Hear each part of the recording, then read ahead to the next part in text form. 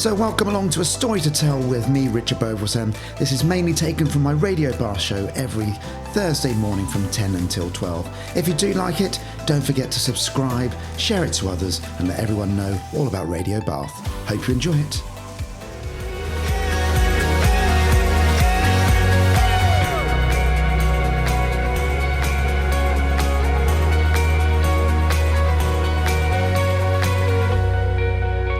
Love that track. There's a Sky Full of Stars by Coldplay, a choice of my guest today. Good morning, Gabriel. Good morning, and Richard. Hi. Hello, how are you? I'm very well, thank you. Why did you choose that track then? Well, for me, Coldplay are a band that are particularly special because they connect people with the universe. They are a band members who are incredibly kind and multicultural as well. I've seen them around the world at various concerts, and they really do light up the sky. If you have a look at their concerts, you'll see how they use the internet for connectivity, and the lighting, the whole performance is incredible. So that's why I love it. No, I've seen... I can't say I've ever been a massive fan of their music necessarily. However, I remember watching them at Glastonbury, just on the TV. I can't say I've ever made it to Glastonbury. And I watched the whole concert and I was just taken in with it. They were, as I say, really connected to their audience, even via the TV. I felt connected to them. So it's definitely something they're brilliant at. It really is. I would totally agree. Yeah. Right, so who is Gabriel Swift then? So Gabriel Swift, he's a marketing and innovation expert in business. We're going to find out about how the current business environment is and also how it's going to look into the future. But first of all, Gabriel, nobody necessarily knows who you are. So who is Gabriel Swift? So Richard, as a human being, I'm a father of 3 children. I'm also incredibly passionate about kindness in society and doing the right thing. So for me, it is a mix of profit motive and also looking after people, but empathy and ease of doing business and innovation kind of go as a thread around that whole leadership of kindness piece. So that's what I'm passionate about. I'm a marketing consultant. Yes, I have 22 years experience in technology and innovation in senior marketing roles. I was fortunate enough to get a redundancy back last January, and I took quite a bold decision and went travelling in Southeast Asia, in Philippines. Why did you go to the Philippines then? What made you choose the Philippines? It was interesting. There was a kind of a meeting of minds between myself and my daughter, who was graduating from university, and she was going off to Ernst & Young, and she was offered an opportunity to defer a year. And she sort of said to me, "Dad, shall I do it?" And I said, "Absolutely, take the £7,000 and go."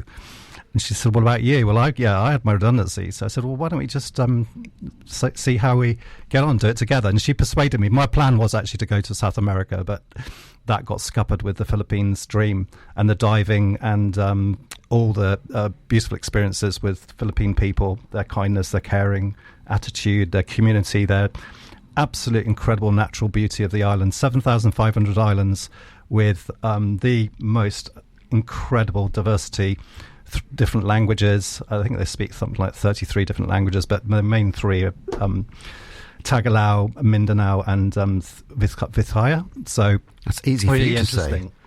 But yeah. So you speak languages yourself, which we'll come on to a bit later. Did you try and learn many of the Filipino languages then? I learned a little bit, just enough to get by. I had a motorbike accident, interestingly, and I had fell off a moped at 5 miles per hour and burned my leg. But that was really... I love the fact that you've called it a motorbike accident. It was a moped, actually, but yes. I had a motorbike accident at 60 miles an hour on a motorway and broke parts of my body and stuff. And then you've gone, well, actually, it was a moped at 5 miles an hour. That's slightly different. Yes. But yeah. So I had to learn the word wound, which is salamad. And yes, but I learned the basics and navigated my way through the hospital system in the Philippines, which was very interesting. Not necessarily an easy ride in the hospital ambulance, bumping around the bumpy roads in not even a stretcher that I was actually attached to. Anyway, that's another story for another day. So you've spent some time in the Philippines. That's an amazing opportunity, though. I've often thought about travelling with my dad, we were looking at the Race Around the World programme, and we were looking at it and going, well, actually, that would be incredible. He turned 70 this year. He won't mind me saying that. And if he does, it's a bit late. I've already said it. And he's, I'm like thinking that'd be a great thing to do. However, it would take about 3 months out of my diary, and the business needs running, and I have other family, of course, so I just can't see it happening. But you went off with your daughter. That's an incredible experience. Yeah, I think we got on for about a month or so, and then she said, Dad, you're cramping my style. I can't be your nursemaid while you're like crippling around in with a wound and a bit of a dodgy back. So I let her go, and off I did my own thing and had an amazing trip. But that's probably a topic for another radio interview, Richard. So that's okay. We'll save the time for this. This part is all about you and about who you are. So that's kind of, so you got made redundant. You've been across the world a little bit. Where else have you been in the world then? So during my misspent youth after university, I had the very good fortune of doing a postgrad in diploma in marketing and international marketing. And so I had the very good fortune of going to Seville in Spain for 3 months and doing an intensive language course at the Instituto Británico in Seville, which was incredible, in Barrio Santa Cruz.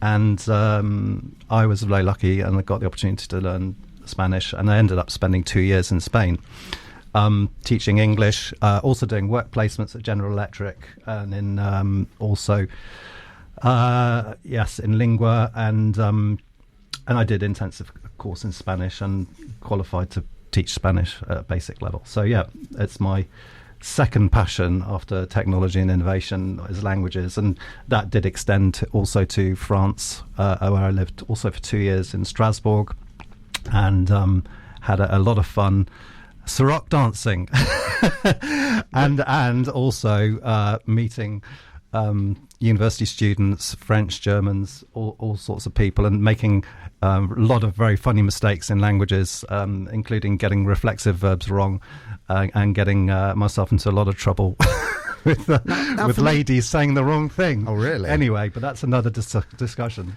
So for me personally, I'm not a languages person. I'm more of a maths person, and my brain doesn't really work very well with languages.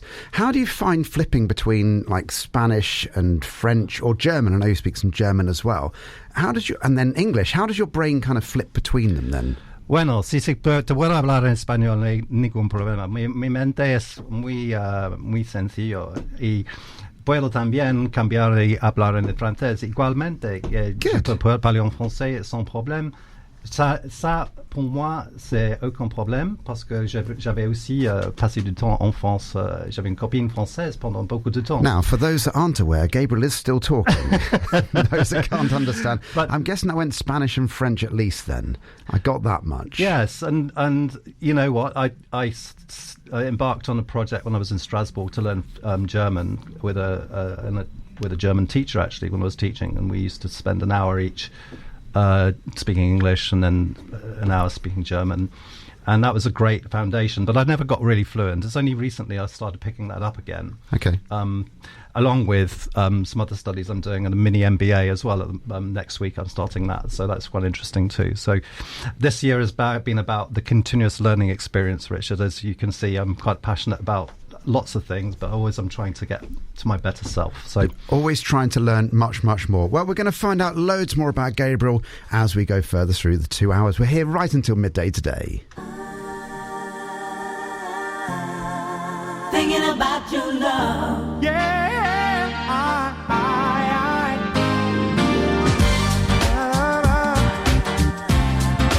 Thinking about your love tonight, today, and always. I know it's hard sometimes and you can get discouraged when it seems as though our working lives are keeping us apart. Put your trust in me, baby, don't you worry.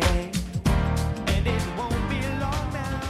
Thinking about your love. Haven't heard that song in years. It's Kenny Thomas, Thinking About Your Love. And always. It's Richard Beauvoisin here. We've got Gabriel Swift. We're going to be talking about business innovation, technology transformation. To start with, though, hello, Gabriel, by the way. Hello again. We're going to be talking about the current business in economic challenges that are out there. So what's happening at the moment in business world then? Well, Richard, I think what we're seeing at the moment is a kind of a decline in business confidence, and a lot of business managers are getting through this kind of trough of disillusionment, looking at, how can they cut costs, how can they, regain and restore confidence in the markets.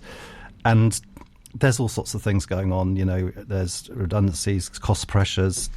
The UK productivity levels are, falling by at least 2.4%.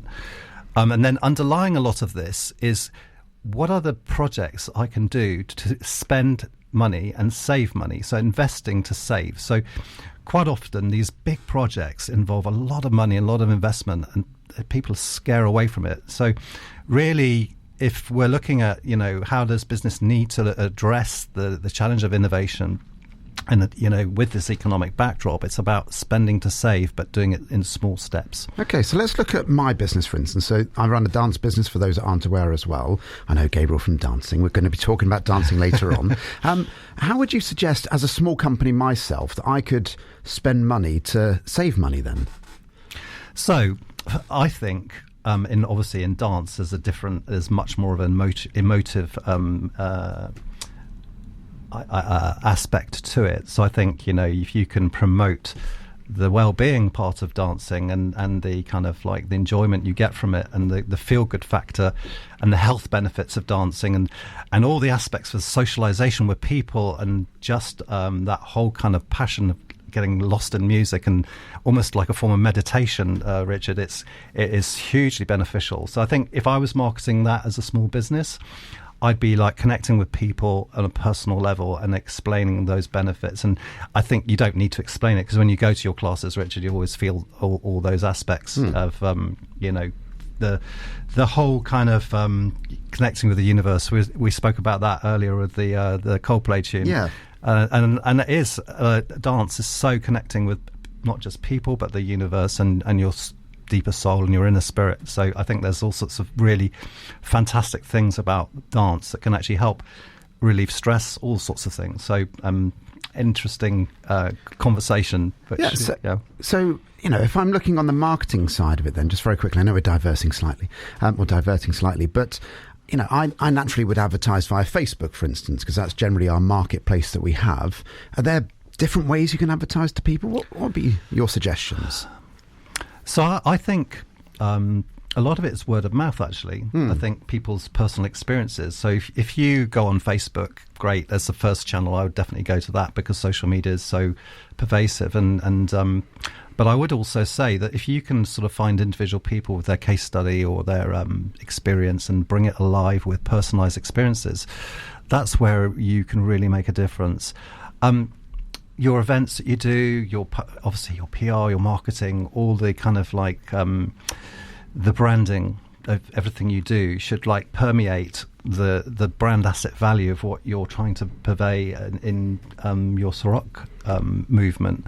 So I would say, thinking carefully about that in terms of imagery, branding, getting that brand asset value, and what's your underlying messaging architecture behind that.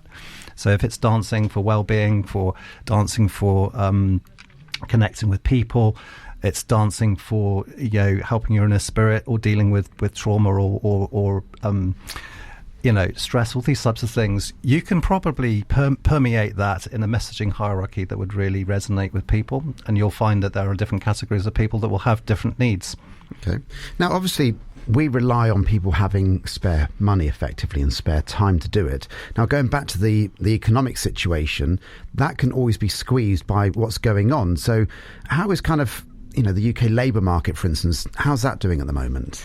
So going back to the original thing of like, how do you get people to spend money? People will always spend money on their own personal well-being, I think, in general.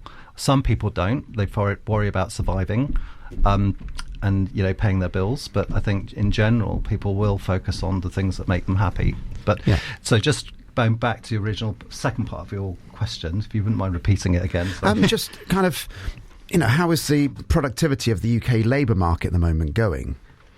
So I think productivity is about, looking at, are people enjoying their jobs? I think, we've got this whole AI drive, and a lot of people are nervous about their jobs. They're trying to like please their bosses, trying to do the best they can to survive and avoid redundancy.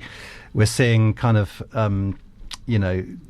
people trying to do their best need to really focus on their skill set and how can they adapt to the current market environment, and that does require a little bit of change management, because we are seeing a lot of jobs which are kind of have been repetitive being replaced by AI, or we're seeing like things what? Because I've heard this many times. AI is the devil and it's replacing everything. What type of things are being replaced by AI at the moment? Repetitive data entry type jobs, which or when you were inquiring about your bank balance, these types of things, do you need to go to a human being for that? Not really.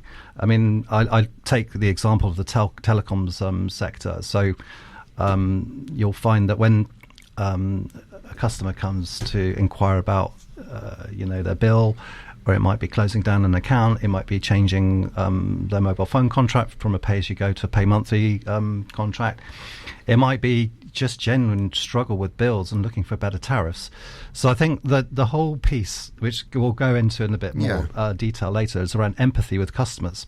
So it's understanding the customers and how do you adapt that, and how do you use AI to actually help with that process is much more important than replacing people.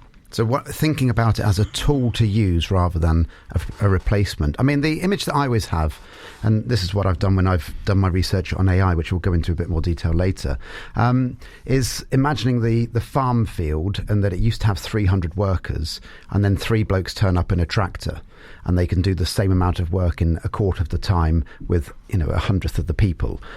It's then what do those other 297 people then go and do? And that's kind of, I think, where people's fear about AI is, because that's what it's doing now. Yeah, so I think progressive organisations will think about that piece quite quickly, because they'll know that they've invested a lot of money in people and training to manage the land. So what are you going to do with those people? You've invested all this money and you're just going to let them go, are you? Or are you going to think a little bit more strategically and think, how can I figure out a succession plan for those 200 people, train them, find out what they're interested in, and marry that together? And actually you can use AI tools for that, right. Not only just to do that whole knowledge management piece and mapping roles to new roles, but also using it to figure out how you can automate certain things, but also make people's jobs more interesting so they want to stay. So it's kind of like a mix of organizational change management, but also how do you make sure you're sustainable with people? Sustainability isn't just about the environment, it's about sustainable employment as well, Richard. That's so much, so many organizations forget about that. They're just saying, I've got to get all these people redundant, I've got to cut my costs. And really, if they thought about it and had the foresight in the beginning, must have already thought, actually, those 200 people that we're working in agriculture, what can I do to find a succession plan for them? Or it might not be in my organisation, but it might be somewhere else. So, well, I know with my own personal experience, I'm thinking about, I changed broadband provider recently, and I have to say it was one of the most painful experiences I've had in a long, long time. I was trying to contact, I won't say who it is, but I was trying to contact my current broadband provider, and I could not get through to a human being, and it drove me insane. So, Richard, you're talking about the loop of doom. This loop of doom where you're going through circles with web chat, and you're trying to ask a question and get to the information quickly. This is the problem in society right now, is a lot of these customer service organizations haven't thought through, well, yeah, great, web chat, but actually, I'm not going to get the problem solved for somebody. One and done in the first interaction. That's what you want. Yeah. That is the holy grail of customer service. No more waiting for 40 minutes or an hour on a phone call trying to get through to an individual. No more of this web chat loop of doom. It's how do you use new technologies like AI, assisted customer conversations, generative AI. There's lots of other technologies, but finding those projects and understanding how those projects can influence and make a difference to the end customer is super important. Absolutely. And I've definitely been in those loops. I've also been on the phone 40 minutes waiting, and that's equally as frustrating. So getting the balance right, I suppose, is the thing. We're going to talk much more about AI and cyber security as well, coming up with Gabriel. If you do have any questions for him, the email is studio@radiobath.com, or you can text Bath, followed by a message to 80011.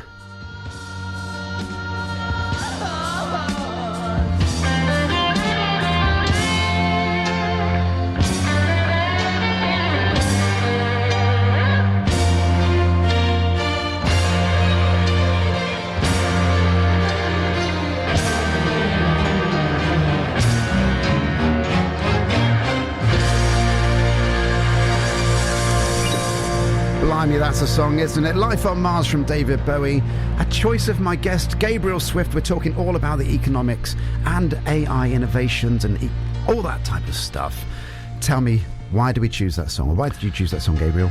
We're still going Well, on. Richard, for me, Life on Mars was something from my kind of teen years in the 80s, and David Bowie was an incredible artist. He went through so many changes in his music styles and actually his fashion styles as well. And I just love that song particularly because it's sort of a very sort of flowing, connecting song that kind of makes you feel elevated and happy and genuinely, for me, it's a feel good track. So that's the connection for me back to my childhood. And yeah. Now I'm going to let you into a secret, and I'm guessing I can't ask how old you are, but I could ask how young are you. Well, and in terms, I'm 35 years young, really. But if you want to get an honest answer on that, I'm 57. 57, okay. But I feel like I'm 35, and I don't really actually like to tell people too much about my age. That's okay. Nobody's listening. It's fine. It's great to be alive and passionate about all the things I had and I still enjoyed during my youth. It's brilliant. So. No, I turned 50 last year. I don't mind people knowing my age. And so therefore, for David Bowie, that 7 years difference means that I got to listen to David Bowie when he was in the 80s, when he wasn't quite so good.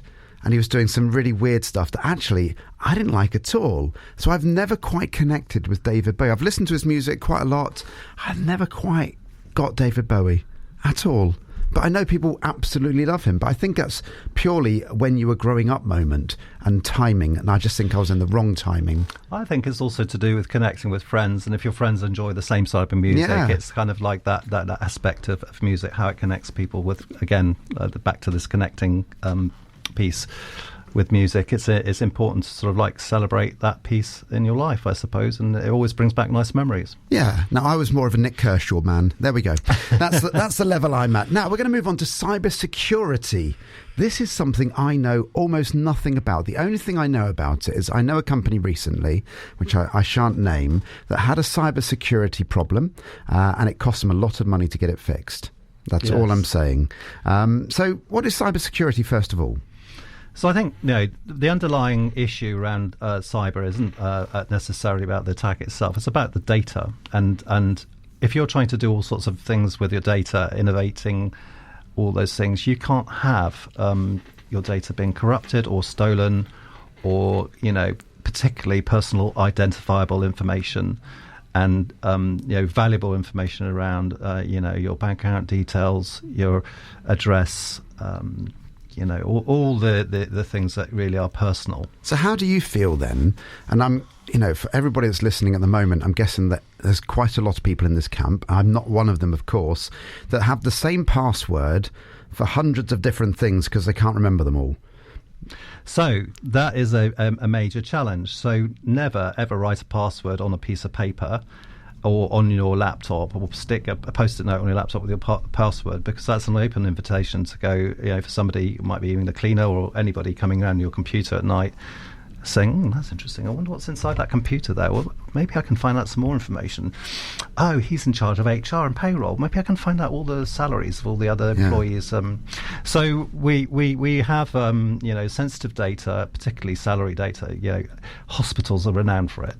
This is where because hospitals don't get the investment from government, so you'll find that quite often somebody might leave a laptop on, and then salary details might be on a spreadsheet, and somebody curious might just press a button and up comes all the information. So what would be a good solution then for somebody that, not naming names, but if his name, let's use the name of Richard, okay, that had, let's just say, one password for probably too many things. Now that password is, no, I'm joking, but I have changed it many times, I'd like to point out, but I do have the same, or a person called Richard, sorry, can't say who it is, that might have the same password for a number of different things. So I think security has evolved over years. We remember the token technology, two-factor authentication, where you have a token, you press a button, and up comes a number, and you press that number, it combines with another certificate, and you're logged on. Okay, things have moved on from there now. We've got a new authentication, adaptive authentication, which is really exciting new technology. What is that then? So as human beings, we have a lot of information. It's not just our geolocation. It's not just our our password that we use. It's also the way we type, the way we speak. A lot of, for example, when you're going online to log onto your bank, you can use your voice as a recognition. So we're seeing this emergence of this multi-factor authentication or adaptive authentication, which also is how do you type, all those sorts of things. Really, really interesting to see how that's evolving. And that is actually really stopping the bad guys getting into networks and stealing data. So authentication and or what they call AAA, access authentication and authorization, those are the three things that everyone needs to be really cognizant about. Apart from that, there's so many other areas, attack vectors, we haven't touched on yet. But in networks, for example, you've got ports. Companies have various ports that anyone can try and attack. There are books that are written about. So for most people, by the way, in their head, they've gone to shipping. When you say about ports, just to let you know. Yes. So, and it's always one of those strange things. Like when I talk, I said this the other day. I was in my little dance studio, and I said out a phrase to somebody, and they turned to their partner and went, "Have you got any idea what you've just been talking about?" So what I'm talking about when I say ports is access points to get into a network. Right.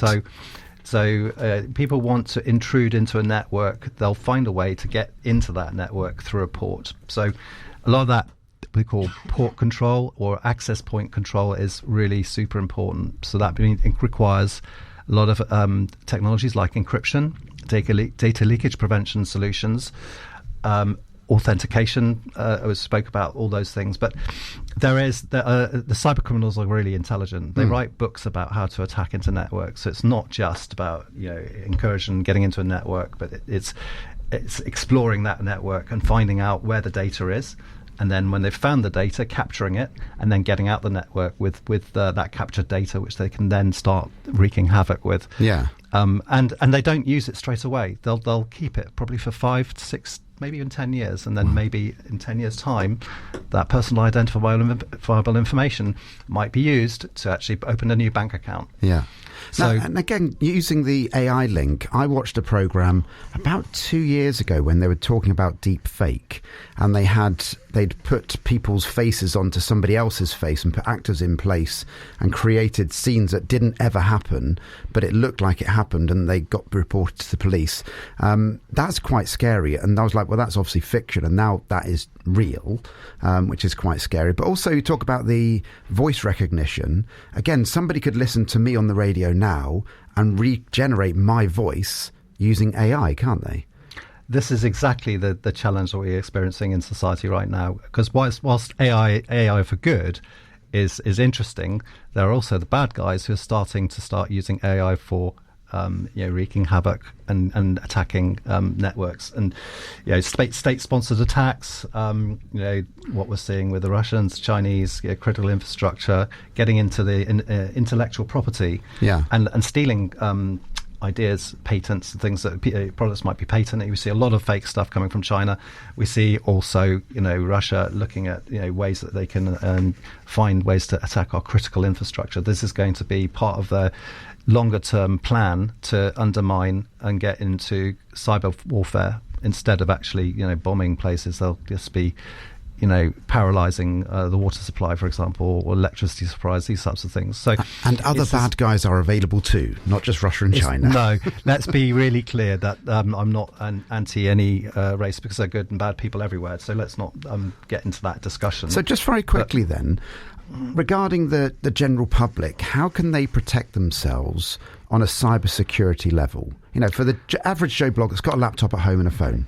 So typically, the biggest thing that you need to do is invest in antivirus. So Norton Antivirus or McAfee or those types of products. I wouldn't express there's Avast. There's lots which are free. Yep. But the whole piece around that, but also be really aware of leaving passwords on as I said, on post-it notes. Being careful when you give out personal data, all these things. So we're really those are the most essential things to focus on. But smishing, which is SMS attacks, phishing attacks, these sorts of things, making sure when you go online, for example, your site that you're visiting has an SSL certificate, so or like a tick, and the actual you can find technologies that use red, orange, or green. Do you know green, what, Gabriel? but There anyway. is so much here. I want to come back to it. We're going to come back to it after the news.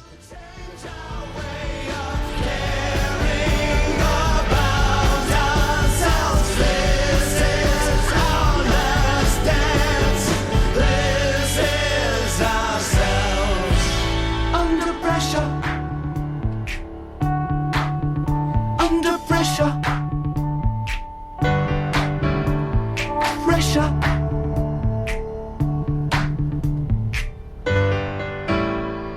Now, just before the news, I'm here with my lovely guest, Gabriel Swift. We're talking all about cybersecurity, and we're talking about AI. It's Richard Beauvoisin here until midday, by the way. And we started talking about things. I was like, we've got to hit the news. I want to find out more. So we started talking about SSL and green, orange, and red dots. And I was like, I have no idea what you're talking about.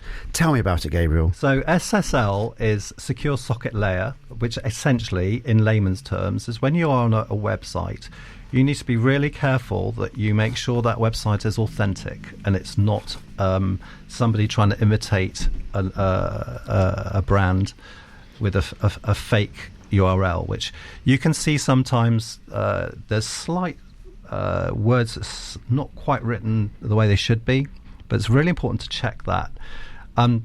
Companies that are progressive will use SSL certificates, which is a certificate that says this site is authentic. So you're coming to the authentic site for Debenhams or wherever you're going to buy your product from, and you know it's going to be safe and secure to put your payment details in there.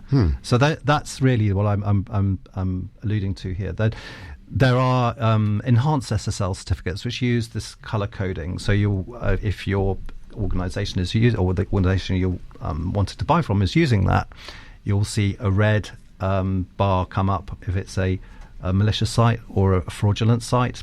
And then you've got orange where it might be dubious, but we don't know, so be careful. And then you've got green. So anything that has a green bar is safe, and you can go and use your payment details, and you know it's using secure socket layer or encryption to send your payment details down to the actual the vendor that you're buying the product from. So that's the if you will, the indication that you're going to be safe when you're spending money online. And you were mentioning just off air about at Christmas time there's a particular website that's really useful for checking. Yeah, I think, the site's called Get Safe Online. So if you type that into Google, you'll find a whole set of recommendations for customers to, adhere to. So it's going to be typical things like, check that the site is authentic. It's not a phishing site or a scamming or fraudulent site. There are lots of technologies out there like fraud takedown as well that lots of organizations invest into. And just be sure that you've got an authentic site before you spend money on it. That's my advice. And clearly, we spoke earlier about passwords. Writing passwords on a piece of paper, never do that. Never stick a Post-it note. Don't throw things in the bin. Keep your private information to yourself. Never use passwords. I personally don't think passwords are great. Adaptive authentication, use your voice or these types of things for authenticating yourself. And what about Face ID? Because I seen something recently and it amused me at the time. I have to say I found it quite funny, and then I looked at it and thought, well, that's probably not a great thing. Somebody was asleep and somebody used their face to open up their phone because they took their phone out of their pocket, used their face to open it up, and in their phone they went. Yeah, it's incredibly dangerous. So I would, again, avoid that as well. facial recognition. Actually, interestingly, facial recognition can help with all sorts of other things, but not for authenticating into networks. Definitely not. Yeah. I would use maybe your fingerprint. Perhaps that's more, but then that's also the same thing. Someone could pick up your finger while you're asleep and or cut off your finger and go, God help us, that would be horrible. The horrible thoughts. I've seen it on Silent Witness. On Silent Witness, they have the cadaver laying on the bed or on their platter. Platter, that sounds terrible, like they're going to eat off of it. But laying on the in the room where they're going to cut the body up and silent witness, and they've picked up their thumb and used their thumb to open up their phone, and they're no longer with us because they needed to get the information. So this is why I was saying like adaptive authentication. So you're going to like geolocation, you're going to have the bit of identity data. Tell me the road that's like adjacent to where you live, for example. Now, Okay. a thief will not know that straight away in seconds, but somebody who lives there will know that quite quickly. Yeah. And there's those, I remember quite IP a long time addresses. ago, there was quite a number of bits on Facebook. They were like, this is going to be your new pirate name. All we need to know is your mother's maiden name, your date of birth, and where you were born. And that came up with a new pirate name, apparently. But of course, what you're giving is 3 of your classic answers for security. Yeah. Exactly. And people did it. And I fell for something recently, social actually. engineering. That's the other part of security is social engineering. You know, people will use, WhatsApp or Facebook or all sorts of social media apps to actually trick people and con people into giving them money, for example. I mean, for another classic example is, a message comes up on WhatsApp saying, it's Lola, my sister, for example. I need to pay the gardener. I've got a bill of like £500. Mum, can you help me? I'm desperate. I'm on holiday and I can't get access to my bank account. Oh, of course, dear. Here, let's do it. And so she wires the money to the the company that comes through WhatsApp. And hey, presto, £500 has gone out of her bank account. Rings my sister and says, "Oh, you're on holiday. I've just paid the money." What money, Mum? Well, so you're going to have that type of thing. So I had that recently, and I'd like to consider myself to be a reasonably intelligent person. I've had my IQ done, and apparently I am. And I fell for one that was, I was having something delivered that day by DPD, and I then got a message through, we couldn't get hold of you. You need to pay another £1. And I did. And then I was like, oh, my God. And then I immediately called up my bank when I realised I was just in the middle of doing 100 different things. And I called up my bank and said, I think I've been conned. And they went, yes, you have. It's OK. We've already stopped it. And they were right on it straight away. But it's really easy for people to fall for it. Absolutely. And certainly with emails that come through, you might see an email come from UPS. You need to pay an extra surcharge of £3 to get your parcel delivered, blah, blah, blah. And off you go. You pay and you go onto the site, click on the link, and you've lost £3. And it's not easy to get it back. And it's a pain in the ass to get the money back. So you give up. And these people are like, this is teams of people working in offices doing this job just to make money. It's all about the money. Now, we're going to move on to AI a little bit. Now, I've read somewhere there's a potential £200 billion boost to the UK economy from AI. How?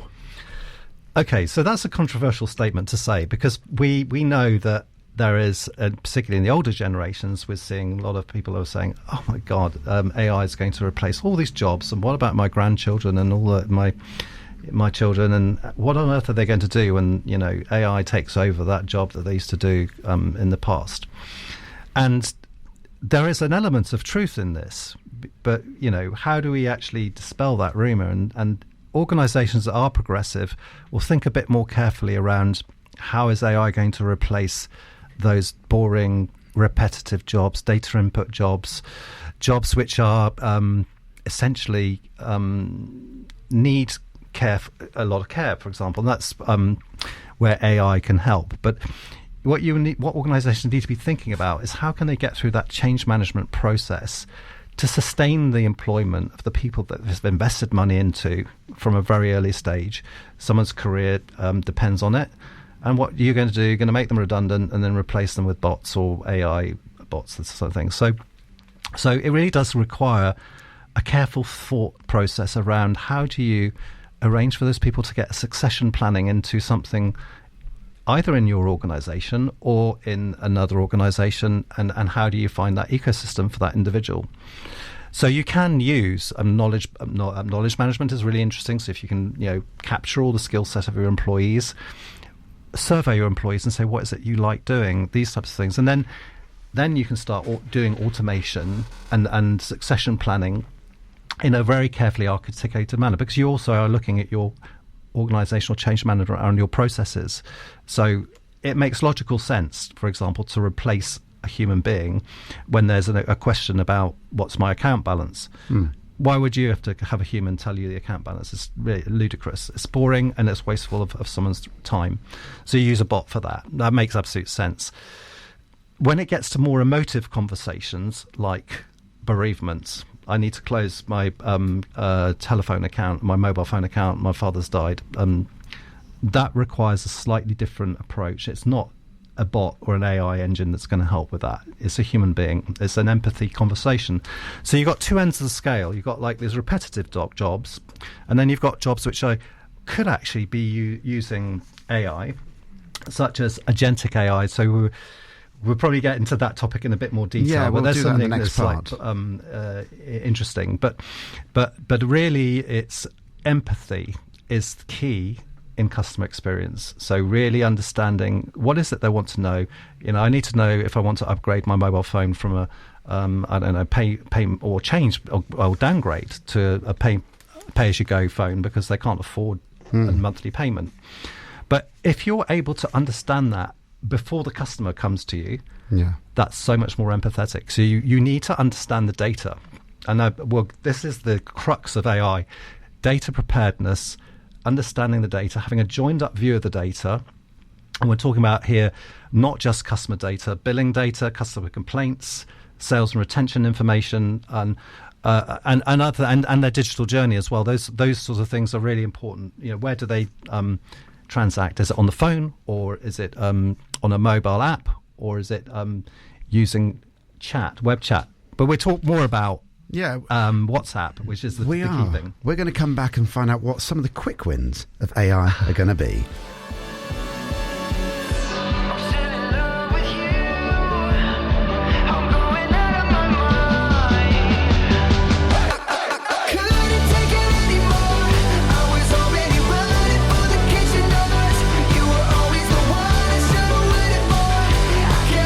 Now, my daughter loves Benson Boone, and I'll be honest with you, I've heard all of his songs except that one. So that's a brand new song from Benson Boone there. Sorry, I'm Here for Someone Else. I don't think she's even heard that song yet, Gabriel. So there you go. Right, we're going to come back. So I'm here with Gabriel Swift. He's a business marketing and AI expert as well. I'm going to go down the AI route as well. Now we're going to talk about AI quick wins. So what are some of the quick wins for AI then? So Richard, we talked earlier about the loop of doom in customer experience, and when you're going on to a web chat and going through this cycle of not getting the answer and getting into this loop of disillusionment. So what's replacing that at the moment is what they call asynchronous messaging. For anyone who doesn't know what that means, ASM, that's me, is essentially using WhatsApp or any type of messaging app in an intelligent way to get things one and done in one interaction with a time frame where they're going to get an outcome and the first point of resolution, rather than sitting on a phone waiting an hour to get through to somebody or getting into that loop of doom on web chat. So how does that work? So let's say I've done advertising via the method of Facebook and I've put my WhatsApp number on there, and I want them to contact me to say, I'd love to come dancing. How would that work then in real time? Okay, so rather like when you go to a hotel, you go to a concierge and you've got like several different conversations you can have with the hotel. I want to book my room, I want to have room service, I want XYZ. In the same way, businesses will have several different routes of inquiries. So I need to know my account balance, I need to know what my upgrade path is for my mobile phone, or I need to complain about my bill this month, it's wrong, or these types of things. So rather than using web chat, you can just use 1, 2, 3, 4, or 5. So 1 is my phone bill, 2 is X. So you literally just type in a number, and then you get into this triage system. So you're using a simplistic way to triage a conversation to somebody with the right skill set, or a bot, or an AI engine to actually help deal with the inquiry. So that is the super quick area where you can actually make a real difference. And then a lot of the background stuff that goes on around those questions can be using lookups and using bots and AI to actually find the answer, rather than human time, which is precious if you're paying an employee. Mm-hmm. So I won't go into the details around that, but if anyone's interested, then take a look at some of the technologies from Capita, for example. I used to work at Capita. They're very, very progressive in this area, and they've made a lot of progress in using messaging apps for actually, and in combination with AI, to help with this, what they call it, agentic AI agenda. So that's one agentic AI technology. The other one is assisted customer conversations. So as we speak on phones with people, our voice intonation is one aspect. Are we depressed, happy? There's a myriad of emotions, which actually there's something like 380 different emotions. I can't remember the exact figure there, but you need to understand that emotion score. So you can use AI to understand people's mood, but also AI can pick up words. So if you're on the phone and you're saying, my husband's been made redundant, I'm a school teacher, and you can hear kids crying in the background, the chances are there's a bit of pressure in that household, and I'm struggling with my bills. That is a conversation that says very quickly to an agent, here's somebody that's vulnerable, here's a set of questions and answers you might want, or a call script that you want to actually go through with that person, so you're becoming empathetic with that person. So you might suggest different types of bills, different social pricing, these types of things, which will help that individual and show you've listened. And that's really important. So empathy, ease of doing business is really important for just making it really simple, taking away that emotional pressure. So assisted customer conversations, but also for the agent, is super important. So if you can also listen to the way the conversation is going with the agent might be under feeling pressure as well. So we find often somebody who's calling up is at the end of their tether, can't pay their bills, might be feeling suicidal. That agent is going through massive pressure. And so how do you make sure that agent is dealing with and handling that customer in the right way? So you're again using voice analytics. So it's using voice to text, translating the text, and then interpreting the text using AI, and then coming back with the response. So it's helping them with the right questions. With the right questions, and helping them deal with the challenge of that individual, but using the data. So you might see that they've skipped a few, missed a few bill payments, all the sort of things. So that'll all come up on the screen with the agent. So you can see exactly what's going on with that customer, and actually say, look, I can see definitely there's a downgrade path. We can get you onto a social tariff, and we get you, into a better situation. So you can save some money. So again, this is where we're able to use AI as a tool rather than as a replacement. So AI has listened to what's been going on, and then given the agent a better question to ask, rather than going, some question that really doesn't matter at all, and actually can speed things up. So I'm sticking my business hat on here. It means that the agent is going to be more effective, more efficient, and do a better job, and therefore also, again, sticking my business hat on, get to the next call quicker. Absolutely, but also you're going to have a happy customer. It's going to be a repeat purchase.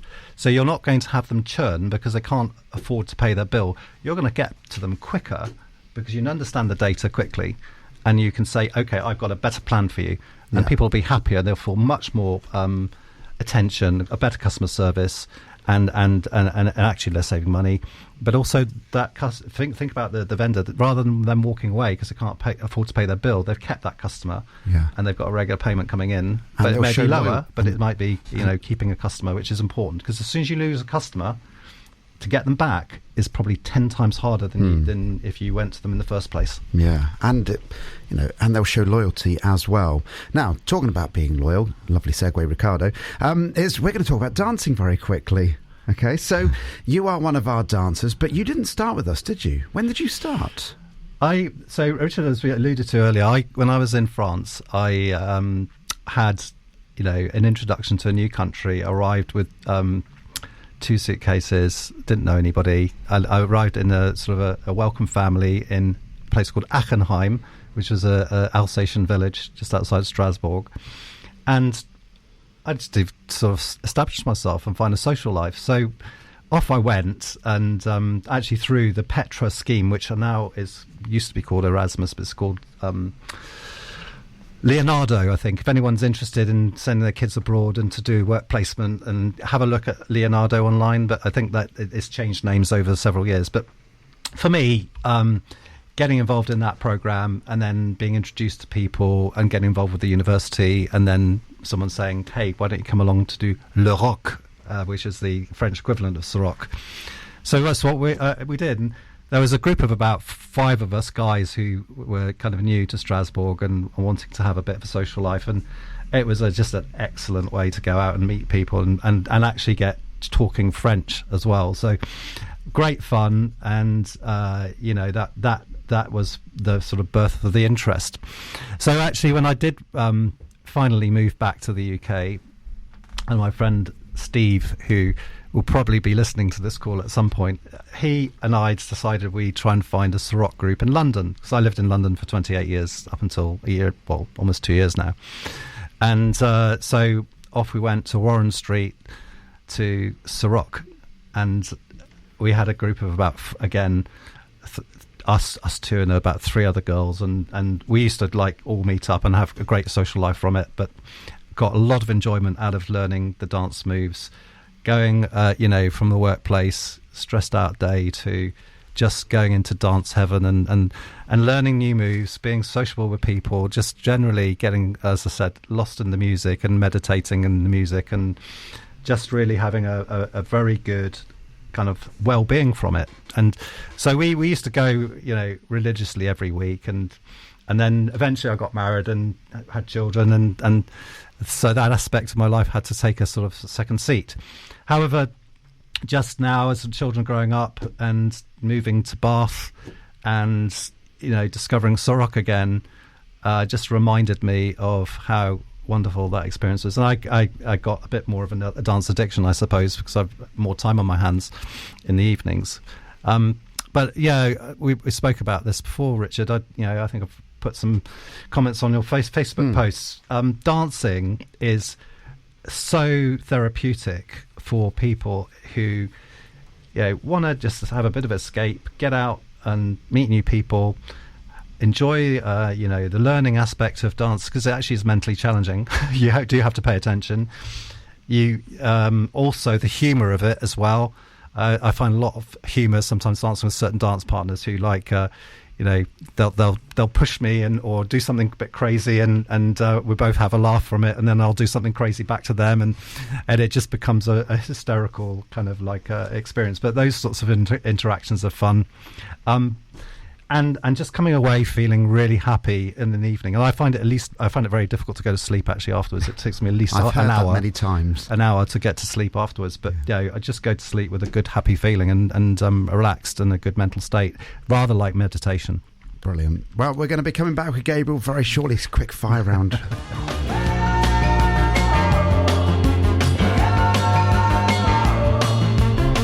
Love that track. There's the Police. Every little thing she does is magic.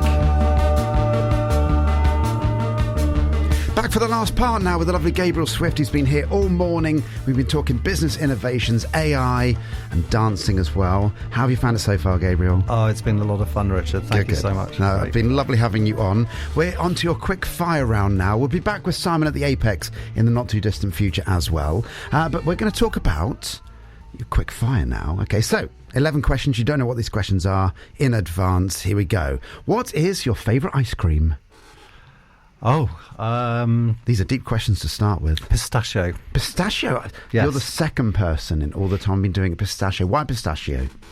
It's an unusual flavour. You can't necessarily find it everywhere. I think the Italian pistachio ice cream is absolutely divine. I love it. And I love the colour green as well. Fair enough. Are you tidy or messy? I'm both. Certain aspects of my life I am very tidy, and other aspects I'm very untidy.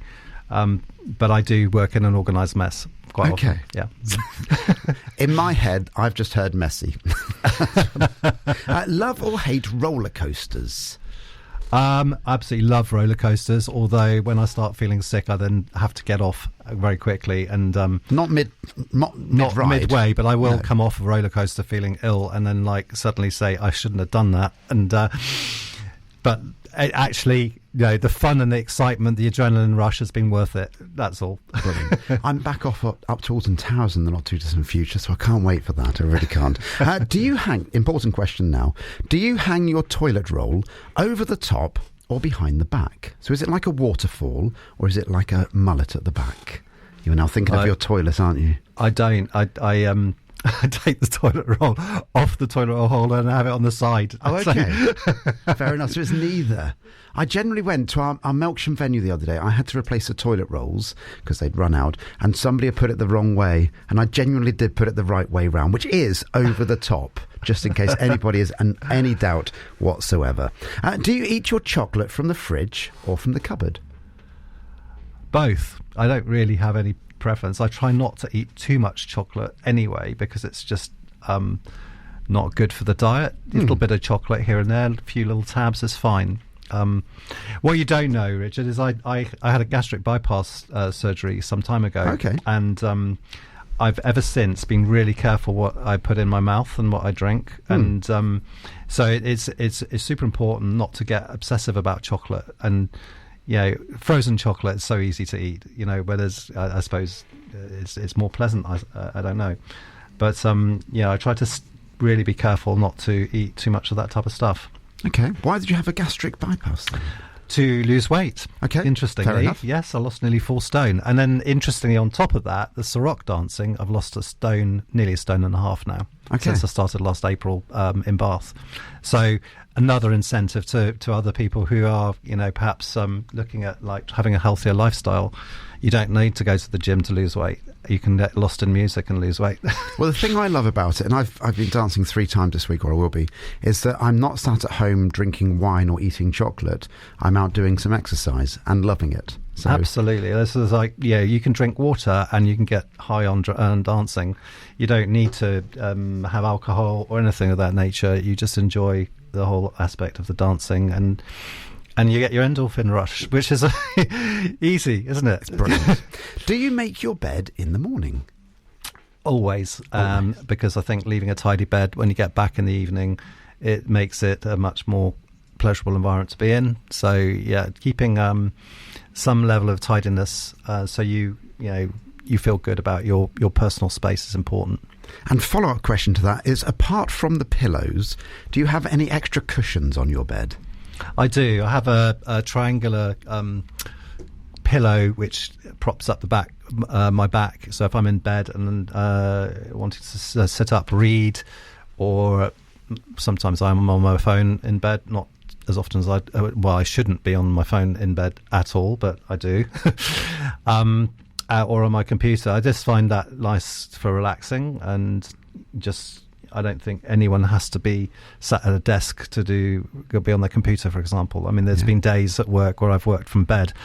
Nobody knows, and my upper half of my body might have a shirt on. They might think I'm at work, and I might be in bed just relaxing. But I don't think that's a whole different discussion. Remote working for another program, but I'm a big fan of remote working, and anyone who criticises and says you're not present at the office, you're not working.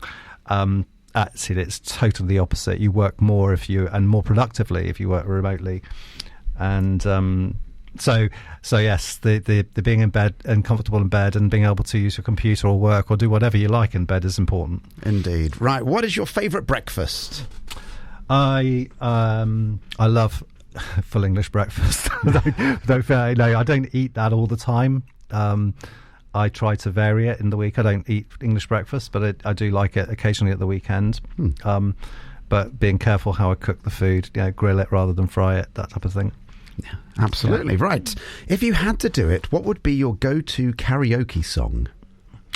Well, interestingly, when I was in the Philippines, I did a lot of karaoke, and it was a lot of fun, and it's something we don't really have in the UK. But I love all the sort of hits like David Bowie, Coldplay, anything that's sort of like feel good, uplifting music to do karaoke with.